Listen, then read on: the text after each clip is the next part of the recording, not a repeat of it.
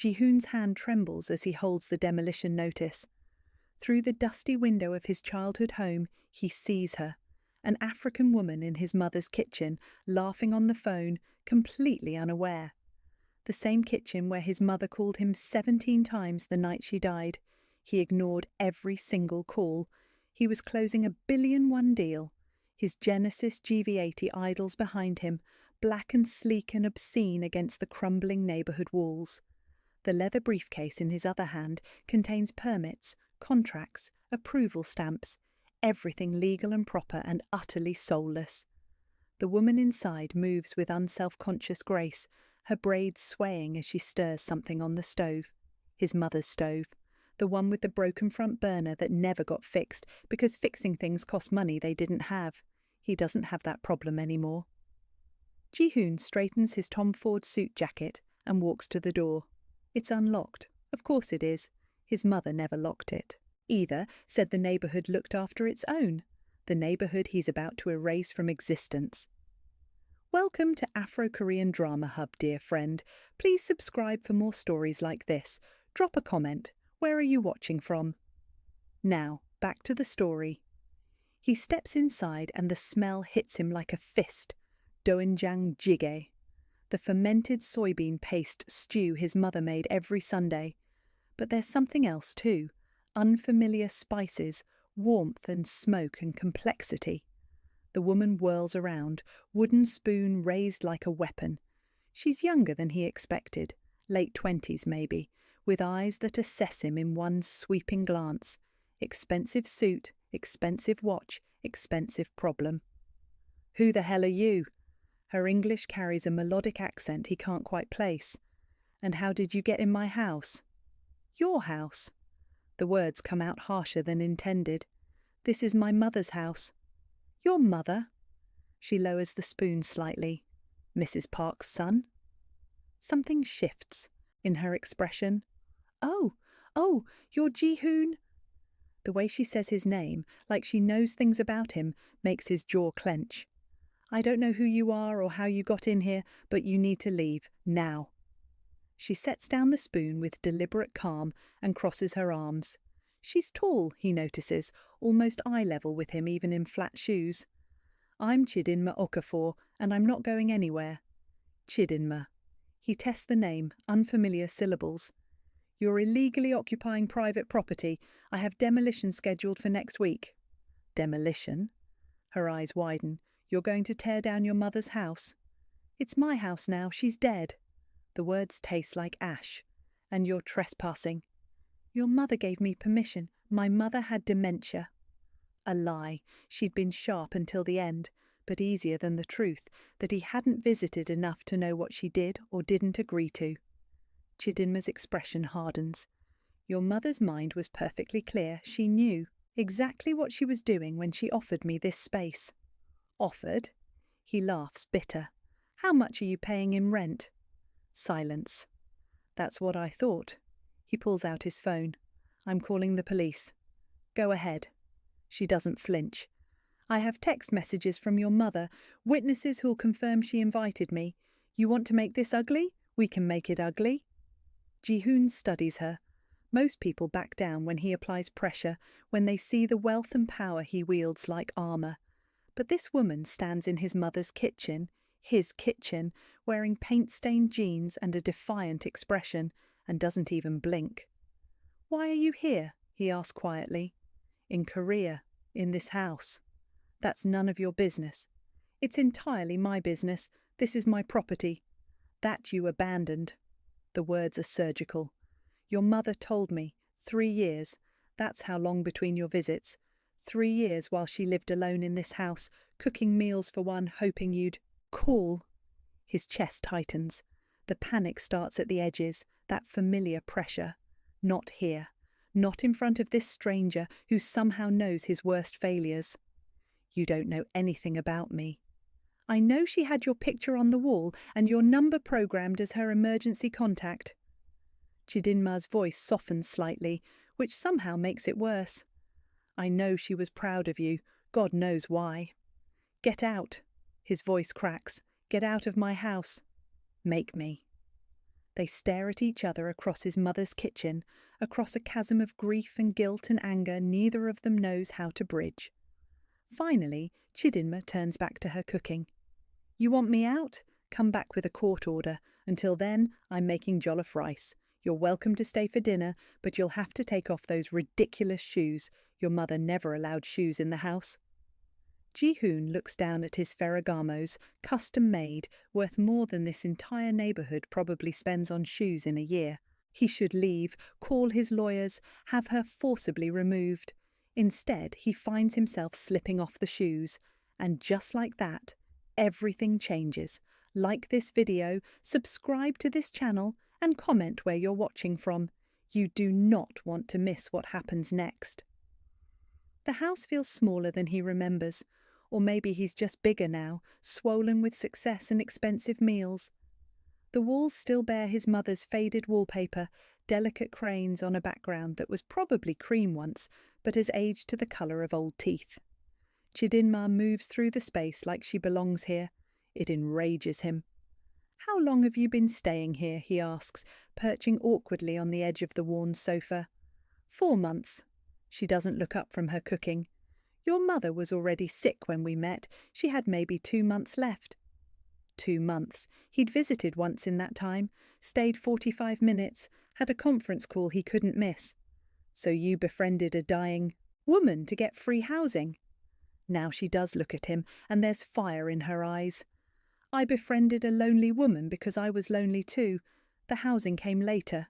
"How convenient." "You know what's convenient?" She slams the pot lid down hard enough to rattle. "Being so rich you can bulldoze your guilt, erase the evidence, pretend you weren't a terrible son by destroying the place that proves it." The panic blooms fully now, chest tight, vision narrowing. He grips the sofa arm, trying to breathe through it, trying not to let her see. But she sees. Of course she does. Her expression shifts from anger to something uncomfortably close to understanding. "When did they start? The panic attacks?" "I don't—" He can't finish the sentence. She disappears into the kitchen, returns with a glass of water, sits beside him, not touching, but close enough that he can smell her perfume or lotion or whatever it is. Shea butter, he thinks randomly, rich and subtle. "Breathe in for 4. Counts," she says quietly. "Hold for 4, out for 4, just focus on the counting." He wants to tell her to fuck off, that he doesn't need her help, that she's the problem here, but the counting helps. The panic recedes like a tide, leaving him exhausted and ashamed. "The day after the funeral," he admits finally. "They started the day after the funeral." Chidinma nods like this makes perfect sense. Guilt is a patient monster. Sometimes it waits until you stop running. "You sound like you know." "I do." She stands, heading back to the kitchen. "Now, are you staying for dinner or not? Because this jollof rice is going to be incredible, and it seems wasteful for me to eat alone in your mother's house while you sit in your fancy car and hate yourself." The laugh escapes before he can stop it, sharp and painful and real. "I'll stay," he says, "but only because I want to see what you've done to the place." "Liar," she says, but she's almost smiling. "You're staying because you're hungry and curious, and because some part of you knows that demolishing this house won't fix what's broken." She's right. He hates that she's right. Dinner is surreal. They sit at his mother's low table, the one with the cigarette burn from when his father was still alive, and eat food that's nothing like his mother's cooking, but somehow feels just as much like home. "This is incredible," he admits, gesturing with his spoon. "What's in it?" "Jollof rice, Nigerian, tomatoes, peppers, spices. It's a whole thing. Every West African country claims theirs is best. Nigerians are correct, obviously." Obviously. He finds himself smiling despite everything. "How did you end up in Korea?" The smile fades from her face. "I needed to be somewhere else." "Running from something?" "Someone. Something. Both." She pushes rice around her plate. "You?" "What?" "You demolished your soul to build an empire. What were you running from?" He should be offended. Instead, he's thoughtful. "Poverty. Shame. The smell of kimchi because we couldn't afford meat. The way my school uniform was always a little too short because we couldn't afford new ones every year. And now you have everything. Now I have nothing that matters. The admission surprises him. They eat in silence for a while. Somewhere in the neighborhood, someone is playing music, old trot songs his mother used to hum while cooking. She talked about you constantly, Ji-hoon says finally. Your mother. She had this whole narrative built up in her head. My son, the success. My brilliant boy who's going to change the world. I changed it. His voice is hollow. Just not the way she hoped. She was dying, you know, when I met her. Stage 4. But she didn't tell you that, did she? His spoon clatters to the table. What? The cancer. She knew for 8 months before she died. Made me promise not to tell you. Said you were busy with important things, that she didn't want to be a burden. The room tilts. 8 months. 8 months of phone calls he didn't return. Text messages he answered with single words. Excuses about meetings and deals and responsibilities. Why are you telling me this? Because you need to stop pretending you didn't know. Ji-hoon's voice is gentle but unyielding. Some part of you knew she was dying, you just chose not to look. Fuck you, he stands abruptly. You don't know anything about me or my mother or... Your mother kept a diary. Ji-hoon stands too, matching his anger with calm. She wrote in it every day, about you, about her life, about her regrets. She left it for you. Where? Why should I tell you? You're just going to demolish this place anyway. They're standing too close now, breathing hard, and he's not sure if he wants to shake her or... something else, something he definitely shouldn't be thinking about. Show me the diary, he says quietly. No. Please. The word seems to surprise both of them. Ji-hoon can't remember the last time he said please to anyone. Ji-hoon searches his face for a long moment, then nods. Okay, but you have to read it here, in this house, not in your car or your penthouse or wherever rich people go to avoid their feelings. Fine. She leads him to his mother's bedroom, his childhood bedroom too, before he moved to Seoul. The small space where he did homework by lamplight and dreamed of escaping to somewhere bigger, brighter, better. The diary is in the nightstand drawer, a simple notebook with a faded cover. His mother's handwriting fills every page in neat Korean script. I'll give you privacy, Ji-hoon says from the doorway. Stay. He doesn't know why he says it. Please. She hesitates, then settles on the floor beside the bed. He sits on the mattress, his mother's mattress, probably the same one from his childhood, too cheap or too sentimental to replace. He opens the diary. The first entry is dated 3 years ago, right after his last visit. Ji-hoon came today. He stayed 40 minutes. I made his favourite jjigae, but he said he was on a diet. A diet. My son, who used to eat 3 bowls. He looked tired, unhappy. I wanted to ask if he's okay, but he kept checking his phone. There's a wall between us now, made of money and distance and things we can't say.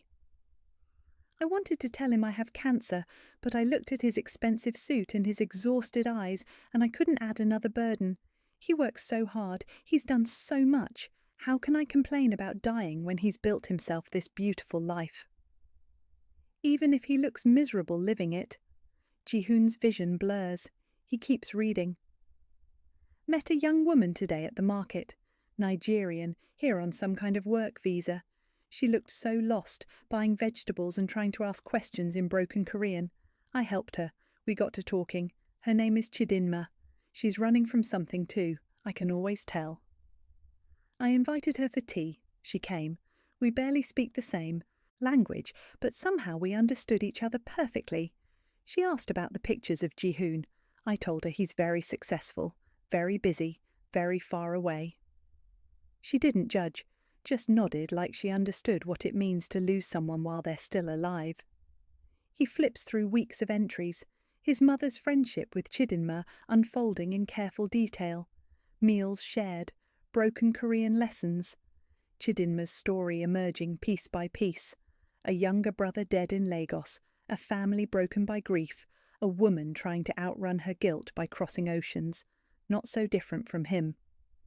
Ji-hoon is homeless. Her sublet fell through and she can't afford sole rent on her salary. I offered her the house. Ji-hoon never visits anyway. At least someone will be here. At least someone will laugh in these rooms. She protested. I insisted. It feels good to help someone. It feels good to not be alone. I wish Ji-hoon would come. I wish he would see what I see in her, that running doesn't work, that guilt follows you everywhere, that the only way out is through. More pages. His mother's health declining, doctor's appointments she went to alone, pain she managed in silence. Called Ji-hoon 17 times tonight. I wasn't going to do it. I promised myself I wouldn't be that kind of mother, clingy and demanding. But the pain was so bad and I was so scared, and I just wanted to hear my son's voice. He didn't answer. Chidinma found me on the floor at midnight, took me to the hospital, held my hand while they ran tests. She has her own grief, but she showed up for mine. I understand now. I've been waiting for the wrong person to save me. Ji-hoon closes the diary.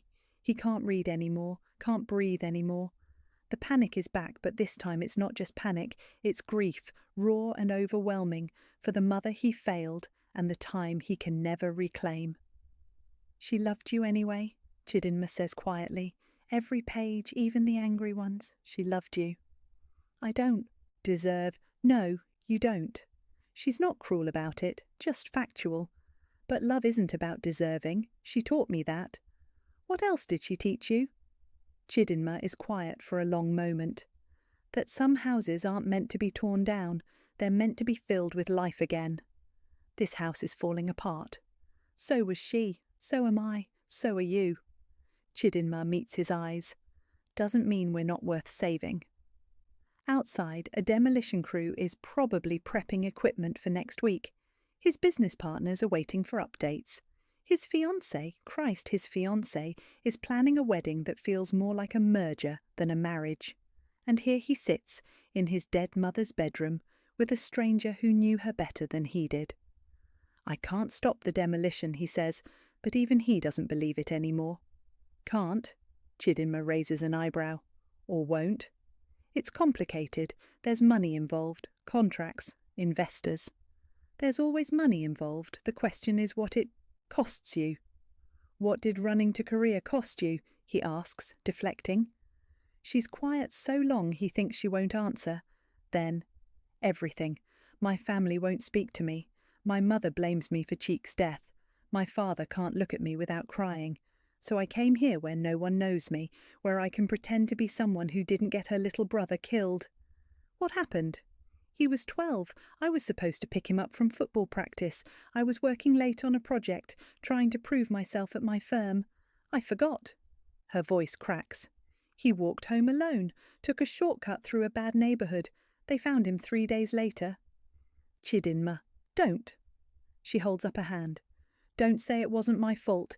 Don't say I couldn't have known. I've heard all of it. The truth is simpler. I chose my career over my brother's safety, and he died. That's the story. That's what I live with. Ji-hoon understands now why his mother befriended her. They were the same, both carrying impossible guilt, both trying to outrun what couldn't be escaped. Is that why you work on affordable housing? He asks. Redemption? Maybe. Or maybe I'm just trying to make sure other kids have safe places to walk home to. She shrugs. Your mother said guilt makes terrible fuel, but excellent fertilizer. You just have to figure out what you're trying to grow. What are you trying to grow? I don't know yet. She looks around the small bedroom. But I know it's not in Lagos, and I know I'm not done figuring it out. He wants to ask if she's figured out what happens when her visa expires, when his demolition crew arrives, when reality intrudes on this strange liminal space they've created. But he's too tired for more hard truths tonight. I should go, he says, standing. You should. But she doesn't move to show him out. I'll be back tomorrow. Why? To read more of the diary, to figure out. He trails off, not sure what he's trying to figure out. To see if you can be a different person than the one who ignored 17 phone calls? Chidinma suggests gently. Something like that. At the door he pauses. That jollof rice really was incredible. I know. She almost smiles. Tomorrow I'll make a goosey soup. Bring an appetite. And an open mind? That too. He drives back to his Gangnam penthouse in the dark, the diary sitting heavy in his passenger seat. Chidinma let him take it, which feels like trust he hasn't earned. Seoul glitters around him, all ambition and neon and expensive possibility. The city he conquered, the life he built, from the ruins of his mother's dreams. His phone buzzes. His fiancée. Where were you? We had dinner plans. He doesn't remember making plans. Can't remember the last time he wanted to see her. Another text. My father wants to finalize the merger timeline. Call me. The merger.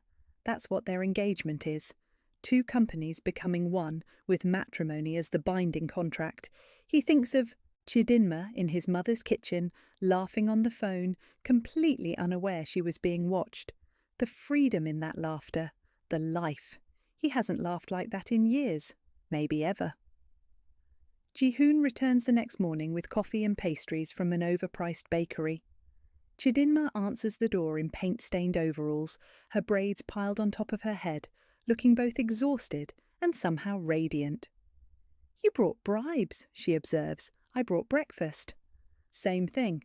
But she takes the coffee, inhales deeply. Jesus, this is from that ridiculous place in Apgujeong, isn't it? You've been? I walked by once, nearly had a heart attack at the prices. She takes a sip anyway, sighs with pleasure. Okay, it's worth it. I hate that it's worth it. He follows her inside.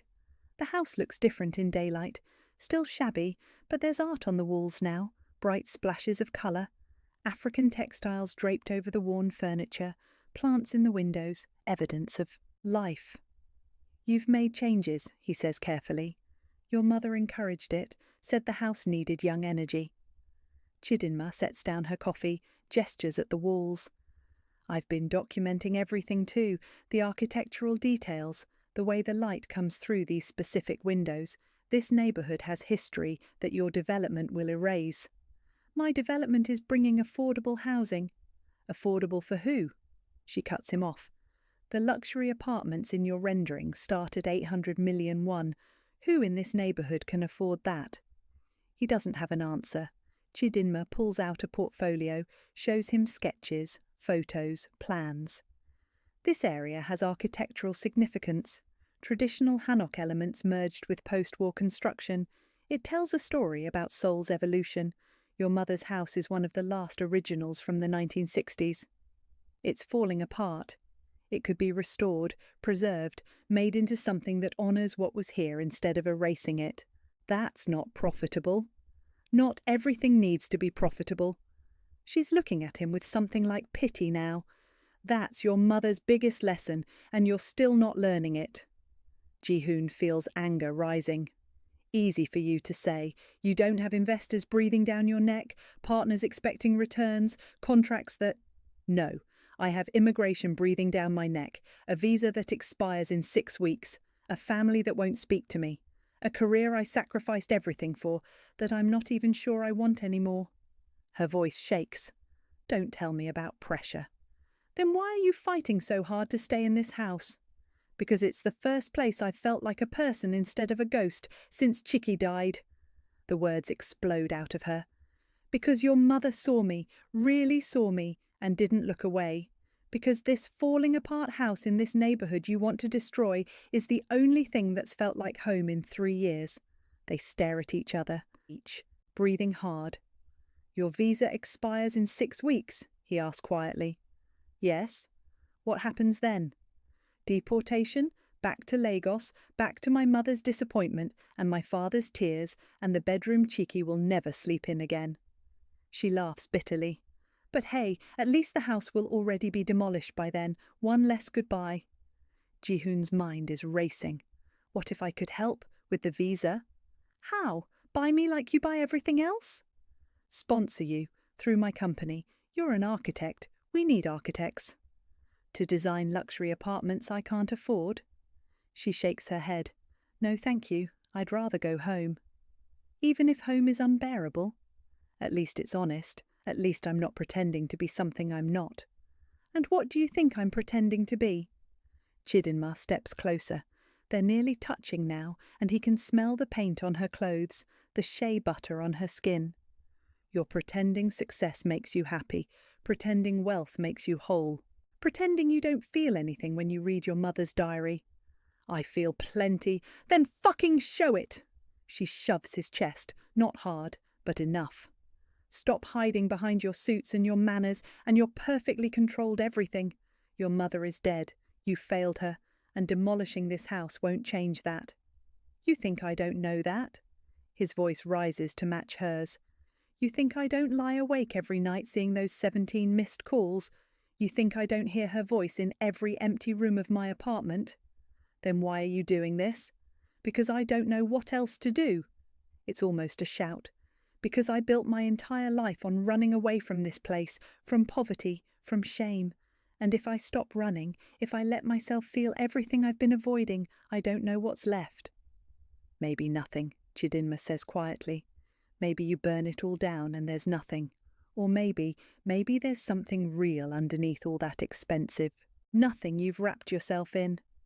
You're one to talk. You ran to a different continent. I know, and I'm tired of running. That's why I'm telling you, this house is where you stop. This is where you face it. Face what?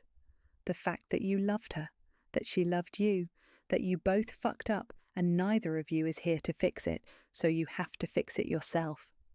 She's crying now, he realizes. They both are. Your mother's last wish was that you read that diary, that you understand, that you choose differently. How do you know what her last wish was? Because she made me promise to give it to you, to make sure you read every word, to not let you demolish this house until you understood why it matters. Ji-hoon feels like the ground is shifting beneath him. What else did she make you promise? Chidinma pulls out a phone, cues up a video. To show you this, she recorded it 2 days before she died. His mother's face fills the screen, gaunt and tired but smiling. Ji-hoona, she begins in Korean. If you're watching this, Chidinma kept her promise. Good, she's trustworthy. I knew she would be. His mother's voice. He hasn't heard it in over a year. I'm not angry with you. I need you to know that. I'm disappointed, yes. Sad, yes. But not angry. You were trying to escape poverty and you did. You became everything you set out to become. I'm proud of that. She pauses, coughs. When she continues, her voice is softer. But somewhere along the way, you confuse success with happiness, money with meaning. You built this enormous life and forgot to put anything real inside it. I watched you become rich and hollow, and I didn't know how to tell you. On screen, his mother wipes tears.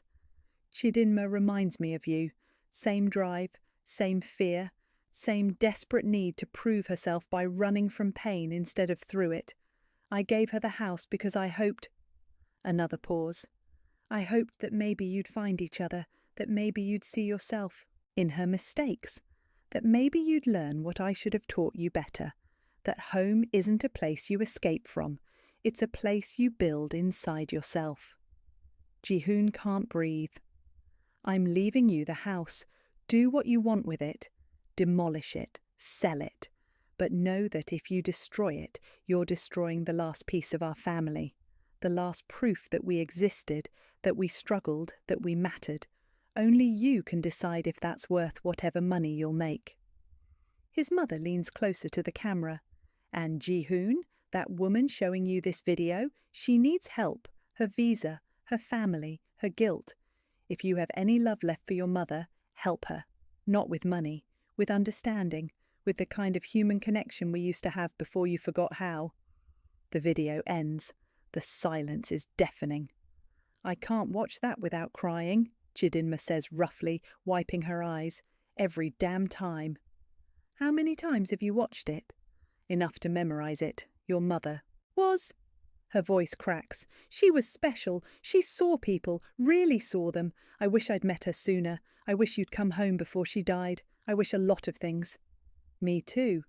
They stand in his mother's living room, two strangers bound by grief and guilt, and a dead woman's hope. The demolition is in 5 days, Ji-hoon says finally. I know. If I stop it, I lose everything. The investors pull out, the deal collapses, my partners sue, my fiancé's family. He stops. It's complicated. Life is complicated. Death makes it simple. Chidinma looks at him steadily. Your mother chose love over comfort, chose connection over convenience, chose helping me even when she was dying. What are you choosing? I don't know yet. Well, you better figure it out fast, because in 5 days this house becomes rubble and we both go back to running. You to your empty penthouse, me to Lagos, and all of this, she gestures at the space between them, becomes just another thing we failed at. What if I don't want to fail? Then don't. It should be annoying how simply she puts it, but it's not. It's clarifying. I need to think, he says. Think fast. But her expression softens slightly. And Ji-hoon, whatever you decide, thank you for reading the diary, for watching the video. Your mother would be glad. He nods, not trusting his voice. Outside, Seoul sprawls in every direction, indifferent to his crisis. Somewhere, his fiancée is planning their wedding. His partners are reviewing demolition timelines. His mother's neighbours are counting down to displacement. And here he stands, at the crossroads his mother built for him. Choose wealth or meaning, running or standing, who he's been or who he could be. 5 days to decide, 5 days to rebuild or destroy everything. Ji-hoon doesn't go to the office.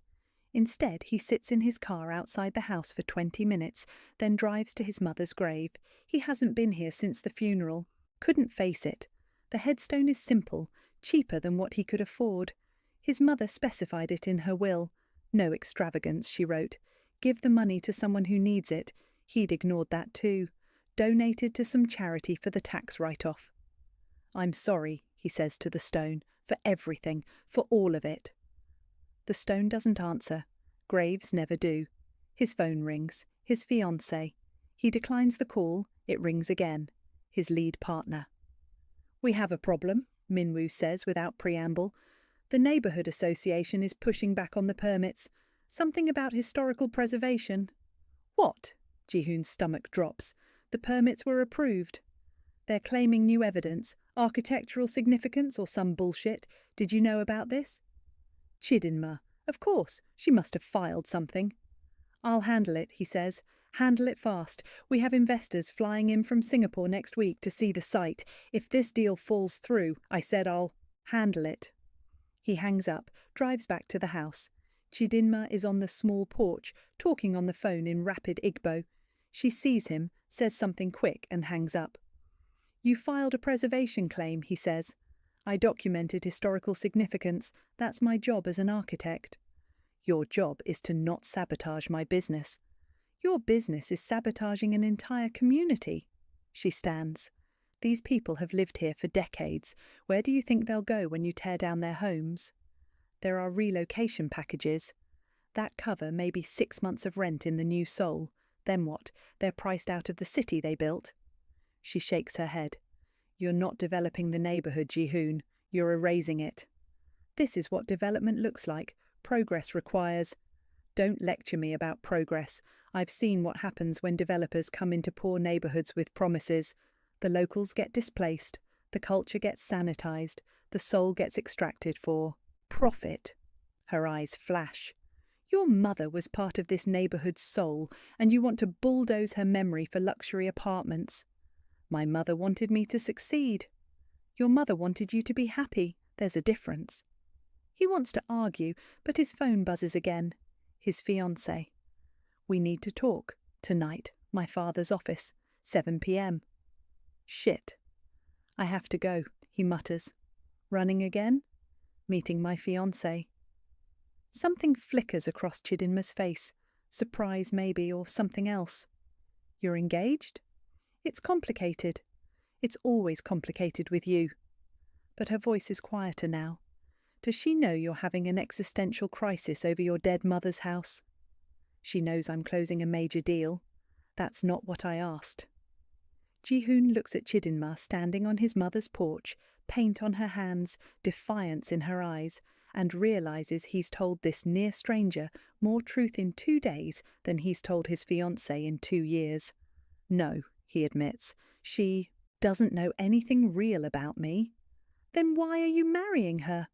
Because it makes sense. Our families, our businesses, it's logical. Love isn't logical. I'm not in love with her. The words hang between them, too honest, too raw. Chidinma's expression softens.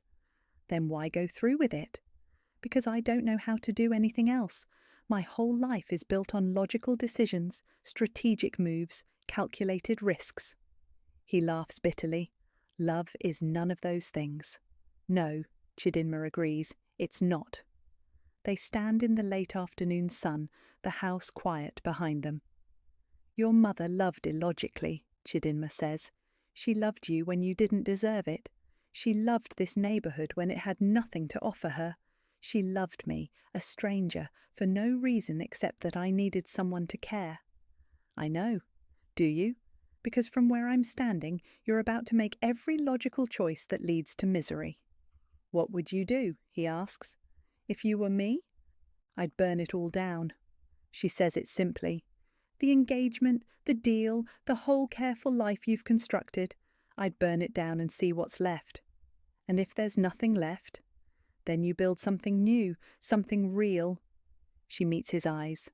Something worth your mother's pride instead of just her disappointment. His phone buzzes again. He ignores it. Come with me, he says suddenly. Tonight, to meet my fiancée.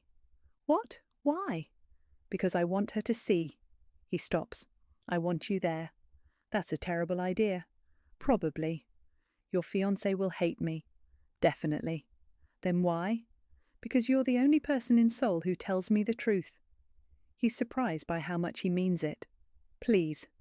Chidinma studies him for a long moment, then sighs. Fine, but I'm wearing these paint-stained overalls, and if anyone is rude to me, I'm leaving. Deal. The restaurant is everything Ji-hoon's life has become. Expensive, beautiful, soulless. His fiancée, Seo-yeon, sits at a corner table with her father, both dressed like they're negotiating a corporate merger, which he supposes they are. You're late, Seo-yeon says coolly. Then her eyes land on Chidinma. And you brought a guest. This is Chidinma Okafor. She's an architect working on the development project. The lie comes easily. Is she? Seo-yeon's father, Chairman Seo, looks Chidinma up and down. You don't look like an architect. I don't. Chidinma's voice is dangerously pleasant. What do architects look like? Professional? Clean? His gaze lingers on her paint-stained clothes. I was working, actually doing architecture instead of just talking about it. Ji-hoon can see Seo-yeon's jaw tighten. Ji-hoon, what is this about? Your fiancé invited me, Chidinma says, before he can answer, though I'm starting to understand why he needs moral support for family dinners. Moral support? Chairman Seo's voice could freeze fire. Young lady, do you know who you're speaking to? A man who judges people by their clothes instead of their character? Chidinma smiles sweetly. Yeah, I got that.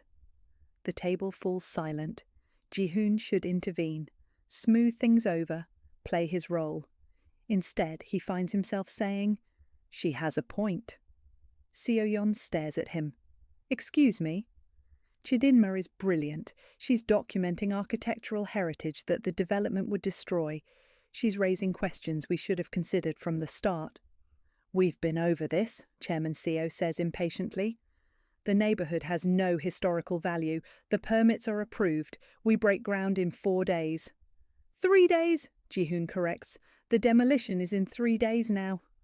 Then why are we having this meeting? Seo-yeon asks. Father wanted to discuss the wedding timeline, unless there's some reason to delay. There is, Ji-hoon hears himself say. I need to pause the development, review the preservation claims, consider alternatives. Absolutely not, Chairman Seo's voice is steel. We have investors committed, contracts signed. You pull out now, you'll be sued into bankruptcy. Then I'll be bankrupt. The words surprise everyone, including him. Ji-hoon! Seo-yeon's voice carries a warning. What's going on? This isn't like you. Maybe that's the problem, he says quietly. Maybe I've spent so long being the person everyone expects that I forgot who I actually am. Oh God. Seo-yeon turns to Chidinma. What did you say to him? Nothing he didn't already know, Chidinma replies. Your fiancé has a conscience. It's inconvenient for you, but it's there. We're leaving. Seo-yeon stands. Father, we'll discuss this privately. No. Ji-hoon doesn't stand. If we're going to talk about our future, we do it honestly, all of it. Honestly? Seo-yeon laughs sharply. Fine. Honestly, this marriage is a business arrangement. We both know it. I don't love you. You don't love me. We're both doing this because it benefits our families. At least she's honest, Chidinma murmurs. So why are you sabotaging it? Seo-yeon continues. The development, the wedding, we had an agreement. I don't want the agreement anymore. Since when? Since I watched my mother's video message and realized I'm becoming exactly the kind of person she was afraid I'd become. Seo-yeon's expression shifts from anger to something almost like concern. Your mother died over a year ago. Why is this suddenly an issue now? Ji-hoon looks at Chidinma, who's watching the whole scene with guarded eyes. Because I met someone who knew my mother, who saw her in ways I didn't, who reminded me that success without meaning is just expensive failure. And this someone is her? Seo-yeon gestures at Chidinma. This architect in dirty overalls who you've known for what, 2 days? 2 days, Ji-hoon confirms, and she's told me more truth than you have in 2 years. The silence is arctic. Chairman Seo speaks. First, if you pull out of this development, you'll destroy your reputation. No one will work with you again. You'll lose everything you've built. Then I'll lose it. Ji-hoon stands finally. Chidinma was right. Sometimes you have to burn it all down to see what's real. You're making a mistake, Seo-yeon says coldly. Probably, but it's my mistake to make. He turns to Chidinma. Ready to go? She nods, standing. One question first. She looks at Seo-yeon. Did you ever actually care about him, even a little? Seo-yeon's laugh is bitter. Care? I respected his ambition, his drive, his ability to make hard choices without getting emotional. She glances at Ji-hoon. But that man is gone, apparently, replaced by someone who throws away millions for sentiment. That's what I thought, Chidinma says. Thank you for your honesty. They walk out together, leaving chaos behind. That was insane, Chidinma says once they're outside. You just blew up your entire life. No. He's breathing hard, adrenaline and panic mixing. I think I'm having a breakdown.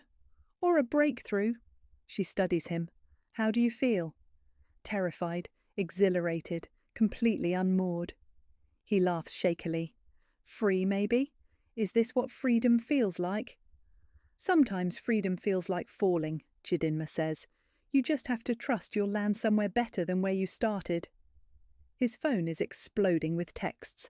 Min Woo, other partners, Seo-yeon's father's lawyers already, probably. He turns it off. What now? Chidinma asks. I have no idea. The admission feels good.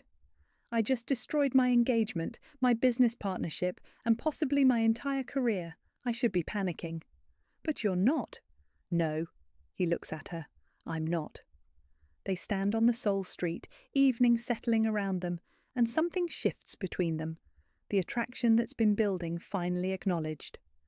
We should go back to the house, Chidinma says, but she doesn't move. We should, he agrees, also not moving. Ji-hoon. Her voice is soft. What are you doing? I have no idea, he says again. But for the first time in years, I don't have a plan. I'm not strategizing 3 moves ahead. I'm just here.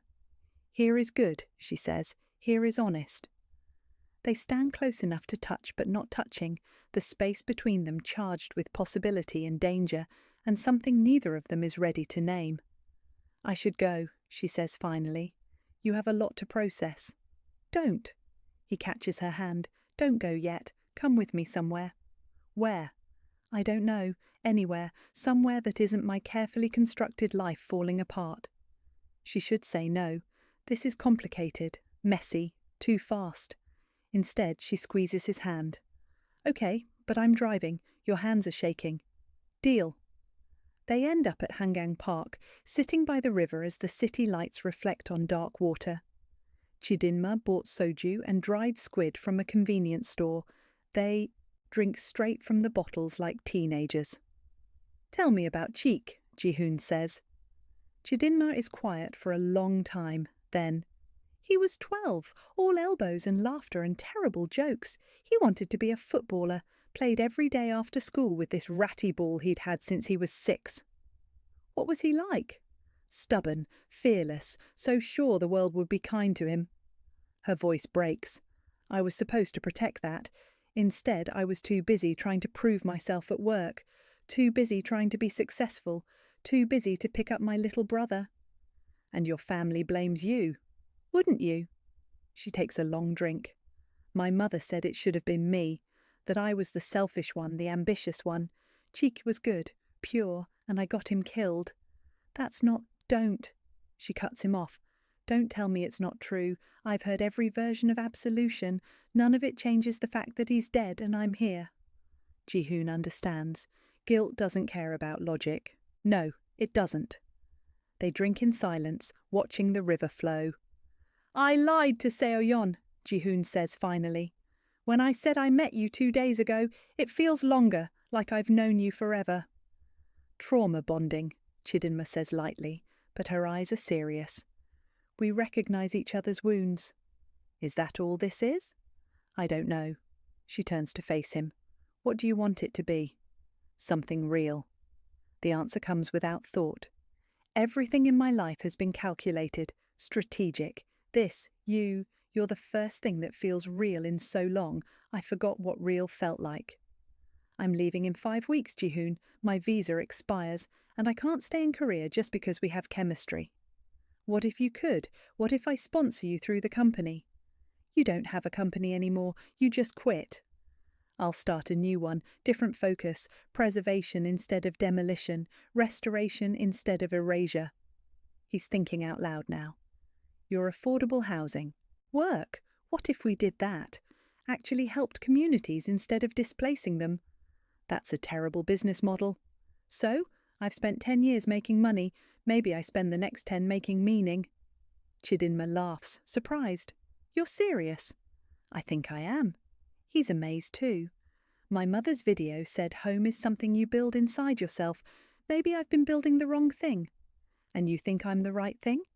"I think you're a start." He meets her eyes. "I think you scare me and challenge me and see through every defense I've spent years constructing. I think my mother knew exactly what she was doing when she brought us together. We barely know each other. I know you take your coffee with too much sugar. I know you paint when you're anxious. I know you loved my mother enough to keep promises to a dead woman. I know you wear your grief like armour, but underneath you're soft and scared and hoping for something better." He pauses. "And I know that when you smile, really smile, I can breathe for the first time in years." Chidinma's eyes are wet. "That's not fair." "What's not fair?" "Being romantic when I'm trying to be practical." "Since when are you practical?" "Since I realised I'm falling for a man who just destroyed his life and might destroy mine too." The admission hangs between them. "Are you?" Ji-hoon asks quietly. "Falling. Terrifyingly fast." She wipes her eyes. "But Ji-hoon, I can't be your redemption project. I can't be the thing that fixes your guilt." "I know. And you can't be mine. We're both too broken for that." "I know that too." "Then what are we doing?"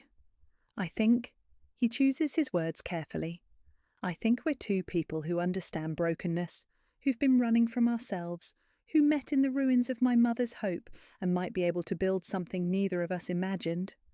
Or we crash and burn spectacularly. Also possible." He smiles slightly, "But at least we'd burn honestly." Chidinma laughs through tears. "Your mother would love this, the drama." She really would.